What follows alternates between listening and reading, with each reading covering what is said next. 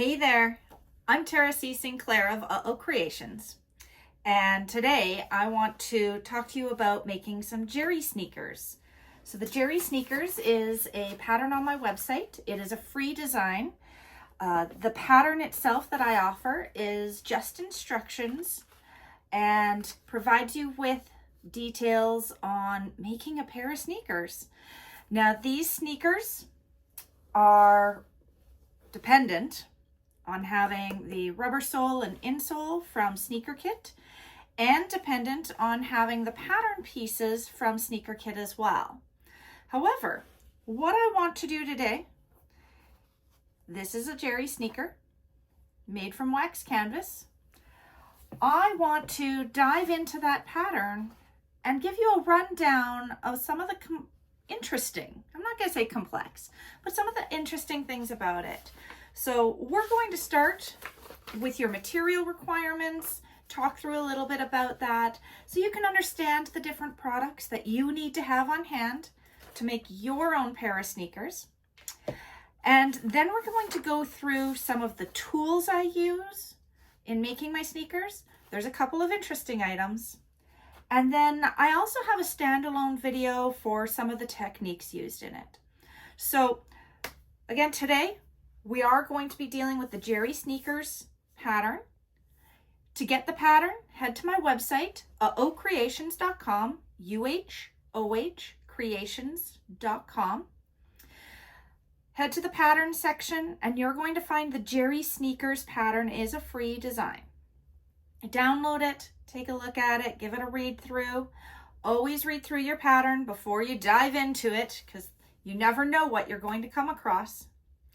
And then join me as I talk you through the materials and the tools and get you started. So thanks for joining me. Be sure to follow my YouTubes as well as find me on Facebook and Instagram, Creations. And let's dive right in. To make the Jerry sneakers, we're going to start with compiling all the materials that we require. The materials are going to be in the Jerry sneakers pattern. And to start with, you're going to need a pair of the Sneaker Kit rubber soles and insoles. Here is a kit from Emmeline Bags. You get the soles and insoles as well as a needle and thread. That's a different item. When you get your soles, let's open these up. Sneaker Kit is the brand of soles. Okay. It doesn't mean that you're getting any kind of kit. It means that that is the brand. You have your insoles and you have your rubber soles. Your rubber soles do have that arch at the back. It also has holes along the edge and a second row right down here. You can see there's different texture in the bottom for the different areas of the foot, and your insole has a lot of texture to it as well, providing some extra comfort. When you get them, make sure you have a right and a left foot. Kind of important if you want to make a pair of sneakers. Pretty sure nobody actually has two left feet out there. Okay, so you should have insole and rubber sole for each.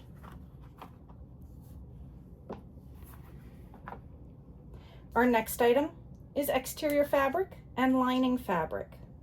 We're going to touch on the exterior fabric in a minute, but I do want to stress the importance of using quilting cotton or a washable, breathable fabric for your linings. So quilting cotton, it may not seem super durable, but cotton does allow your feet to breathe, and it allows you to use your sprays inside if you want to use a deodorizer, things like that. It's also going to be fairly soft against your feet as long as you're using a quality that you like. Something that individuals may want to try using would be either a minky fabric or something with that really soft floofiness to it. This isn't truly recommended. This is a polyester style material, and as beautiful as this is going to feel on your feet, this may make you sweat more. You may also find that with the pressure of putting your shoes on and off and wearing them, this minky feel isn't going to stay there very long and may wear off over time. So be aware that as much as we might like the Sherpa or the Minkies or the fleeces, I have not experimented with them, so I don't recommend them. That doesn't mean don't try it. I just can't imagine it being good in the long term. The next item we're going to want is foam. We use this in the body of our sneakers as well as in the tongues. We do quilt our fabric to this foam. I like to use By Annie's Soft and Stable foam. It is non-fusible. So you do have this nice tricot finishing on the two sides of it. If you do have a crease like this in your foam, you can take a dry iron and give it a quick press. Do not leave an iron on your foam for too long. You can melt it. It is a polyester type blend of materials or synthetic blend of materials. So do keep that in mind if you're going to bring the iron over to it directly on its surface. The Bosal inner foam as well as flex foam are also acceptable.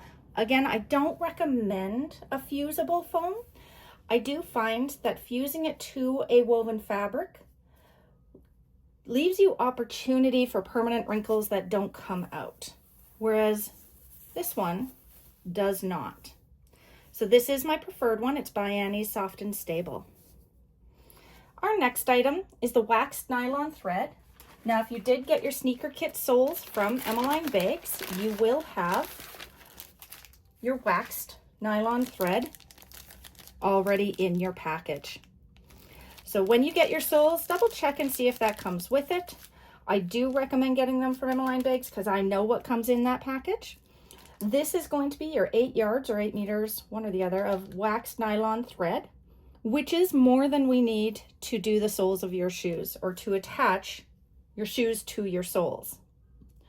Also in there is the large needle for hand sewing. This one has a large needle there. You can see you've got an eye that's big enough to fit this thread. It's also a dull end on it. Okay, so just take note of that.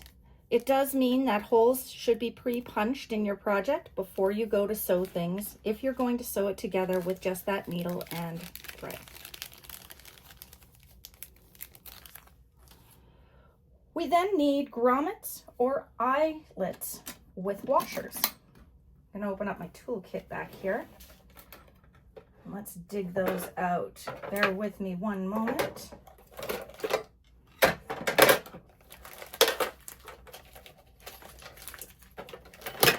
I do have 3 different brands. This one is Tandy Leather.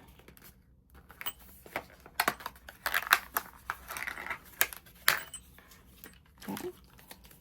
Tandy Leather, you can see we have washers here and eyelets. Now, washers with eyelets or eyelets with washers technically become grommets in most stores, whereas eyelets are generally just the single piece. Now here I have another brand. We're going to keep these ones together over here. This is the Prim brand. You'll find these in a lot of your sewing stores. There's also a setter that comes with this one. So this is the brand. Eyelets with washers is what they call them. And again, you have the washers and the eyelets. Okay, let's see if we can dump these out. Now, it's only Prim brand that calls them eyelets with washers. The others do call them grommets. So these are a fairly flat piece, and then these have your post. This one's a silver one or a nickel one, post, and a thin washer. Okay, so this is our Prim brand. And then I have one more over here from a local store. The posts and washers. Now, the number of washers and eyelets, or the number of grommets you're going to require, does depend upon the style of shoe you're making. You'll also notice that these ones are bigger than these ones. Okay, these are a 5 millimeter. These are a 7 millimeter. Both will work. So it's up to you which size you want to go with. The larger one has a slightly more dramatic feel to it because they are a bigger set of hardware going on your project. Now, anytime you do buy grommets or washers with eyelets, make sure you have the tool for setting those.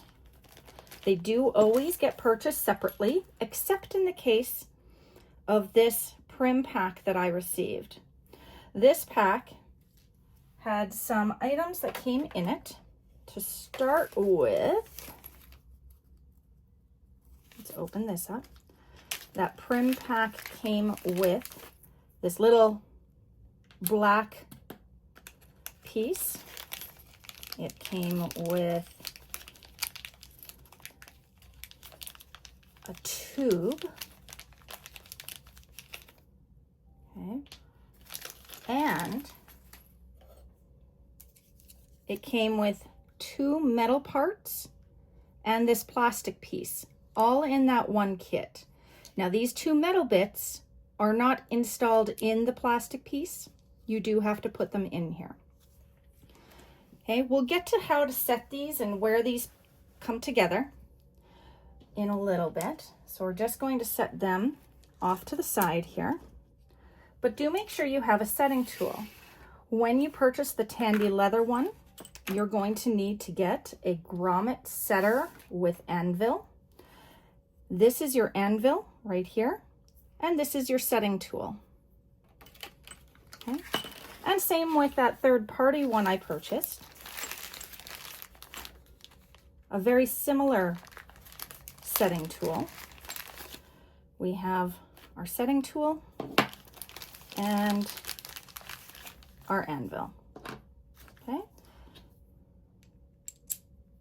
So you can see how when you purchase your grommets, you're going to want to make sure you have the setting tool for those grommets. They're going to be different from each supplier, although some you can use interchangeably.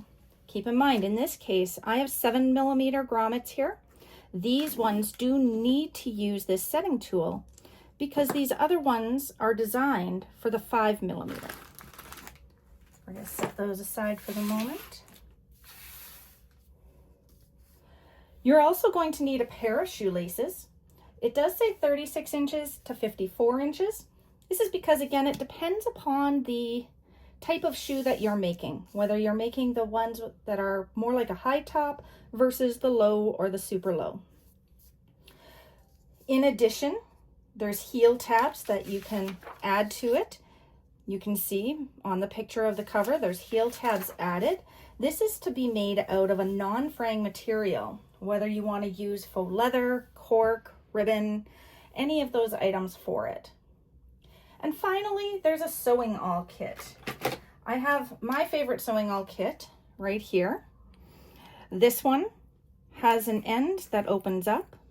When you purchase it, it typically comes with a black spool of thread on there. When you open up this end, you do get your needle holder as well as a tool. Okay, so I like to use the sewing awl for sewing my shoes together, more so than just the needle and thread. But you can do it with just the needle and thread. There's nothing stopping you. We're going to take a look at the sewing awl a little bit closer in a minute as well. So let's come back to your exterior fabrics. When we go to make our sneakers, our very first set of steps is actually quilting our fabric to our foam. So we do want to make sure that we have a fabric that we can stitch through and do some quilting with, but that doesn't restrict us very much. The very starting fabric that people like to make their sneakers out of is a quilting cotton. You can certainly do this with quilting cotton. There's so many prints out there, lots of options. It's flexible, durable, easy to work with, and most people are familiar with working with it already. From quilting cotton, you might consider something like a canvas. So a light canvas, making sure that it's still soft and pliable, easy to work with. We don't want to add a lot of bulk, so using a heavy canvas may not be the best plan, but using this light canvas would be a great idea as well.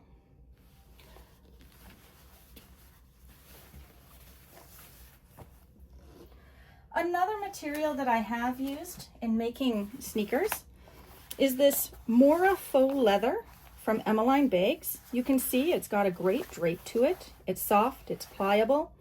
Keep in mind though, when you do use this, when you go to turn your seams back or roll your seams, you'll need to use clips to hold it in place because you can't just iron that in place like you could the canvas or the cotton. So these do make a beautiful shoe. Also keep in mind that the Mora faux leather or a soft pliable vinyl is not breathable. So this could also make your feet sweat a little bit more than using a breathable fabric such as cotton and canvas. It quilts up beautifully though and looks gorgeous.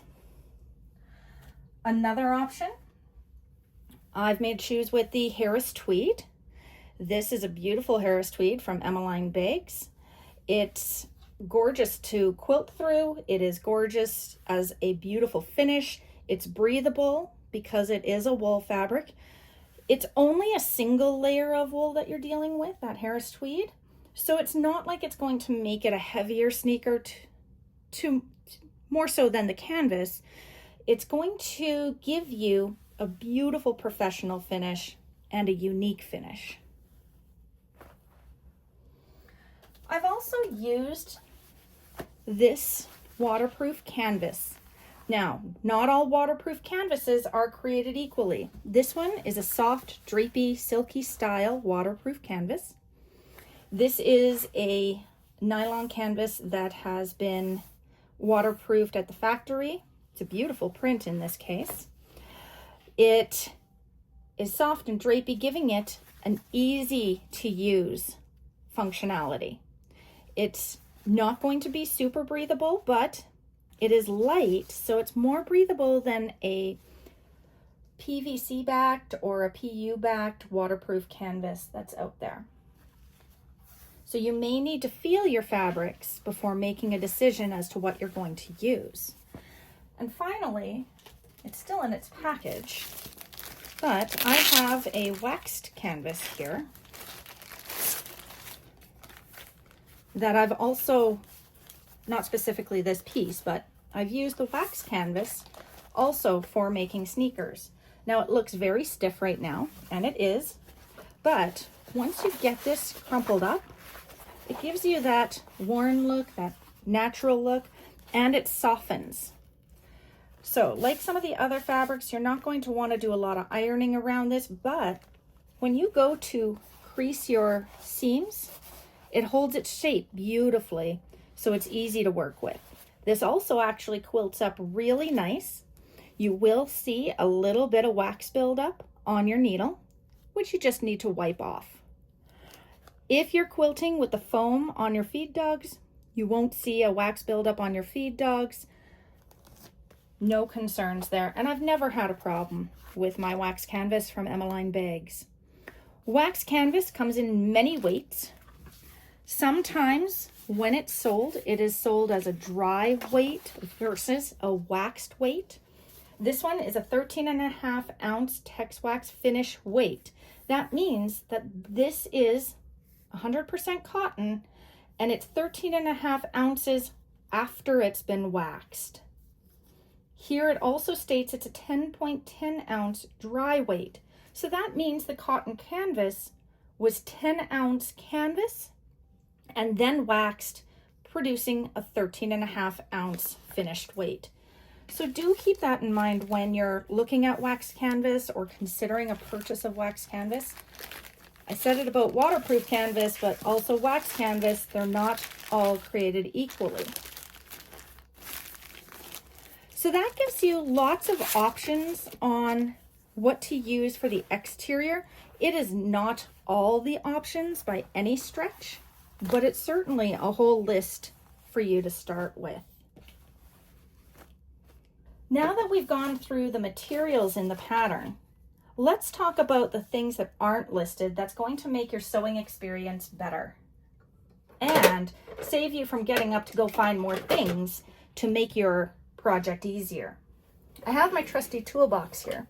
So let's take a look at what I have in that that's going to make my project easier. To start with, when I go to quilt my project, I do have dual feed on my sewing machine, but a walking foot makes a world of difference. That walking foot provides you with the walking function on top, as well as you have the feed dogs on the bottom. That allows the fabric and the foam to feed at an even speed. Another product that I have in my sewing room is a spray adhesive. I'll spray my fabric or my foam with either the Elmer's or this machine embroidery adhesive spray so that the fabric doesn't move from the foam when I take it to the machine and do my stitching.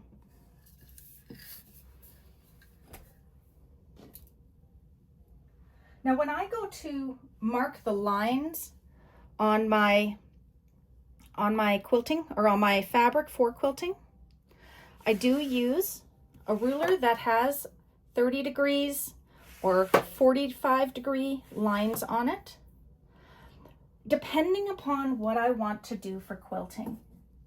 And when I find my starting line, I will use painter's tape or masking tape to mark my lines, allowing me to stitch right next to that painter's tape or masking tape. It gives me a nice guide to follow.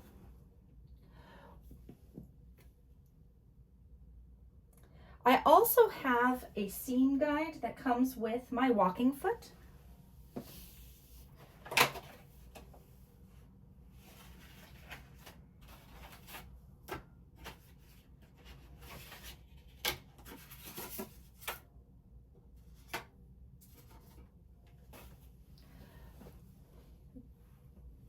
This seam guide is unique to this machine. However, it has a backing on it. Ooh, it takes a little finagling to hook this up. But on my walking foot, I have this hole on the back, and that's where the screw is going to latch in. I then put the seam guide through those holes, identify how far away I want it, and then tighten my screw.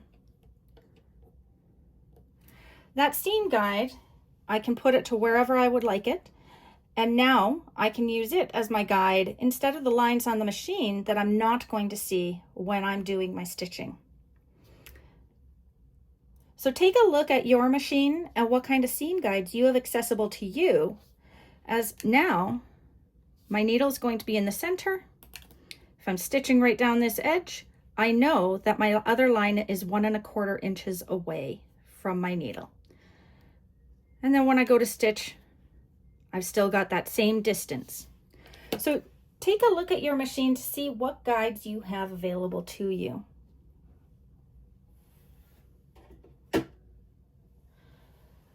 Also, depending upon your material, you may find a marking pen or a chalking tool to mark your lines works. Here I do have a chalker. That one's a clover chalker.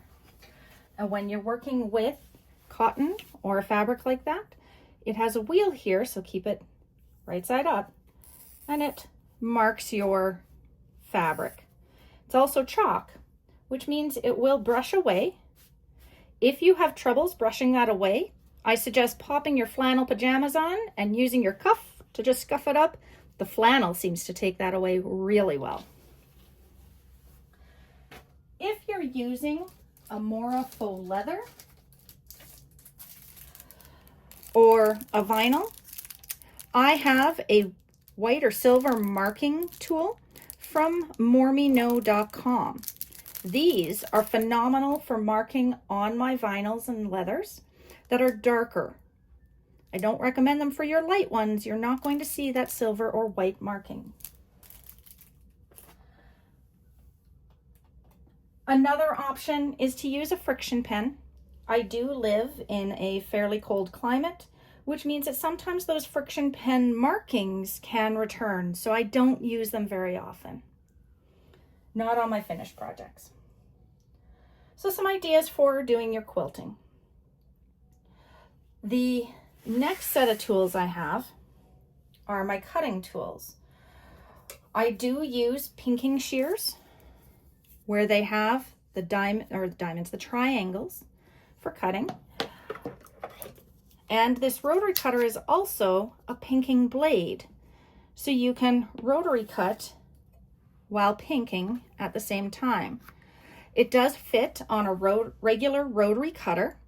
Do be cautious buying these blades because there are waves and pinking blades.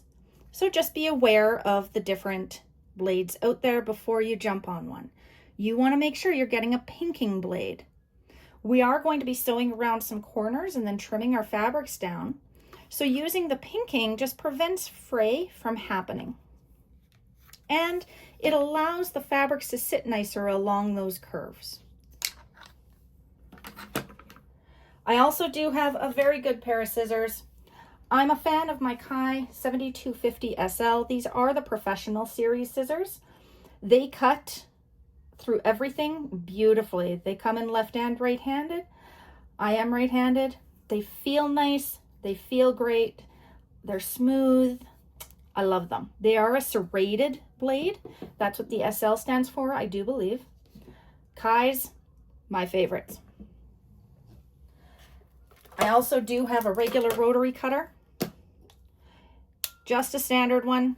I am a rotary cutting type person. If I can get away with never using my scissors, I will. When we go to install our grommets, we are going to want a hole puncher. This is a hand hole puncher. You can also get the type that you have to hammer. Both will work great for this project. Make sure you are getting something that's going to cut a big enough hole. We are using the 5mm eyelets with washers. And if you get those prim eyelets with washers, it does come with that post. It looks like a post. It's really not. It's actually a cutting tool. One end is solid, the other end is open, and you can see it's actually got a shiny edge on it. And then you also have this plastic washer. These are meant to be used with a mallet to cut your holes for those eyelets with washers. So if you have the prim ones, you already have your hole cutter. It is tiny, making it a little difficult to use, but it's there. Now I do have my hand punch, and I do use just one of my bigger holes on this, and that works really great. If you have a press, you can also use your press with one of those hole cutters in it as well. And you're going to want that to cut the holes for all of your eyelets. I also have, let's put these away. I have a stiletto. I do like my By Annie stiletto. We're going to use this to punch our hand sewing holes and the holes in the shoes. Now this one is quite sharp, and I'm going to grab my rubber soles. On here you do have the hole markings. However, if you try to put something through that, they're not punched all the way through. So I do use this to punch those holes right through. I also use it on the fabrics to punch my holes once I have those placement markings. That gives me a place to put my needle right through the fabric if I'm using the dull needle.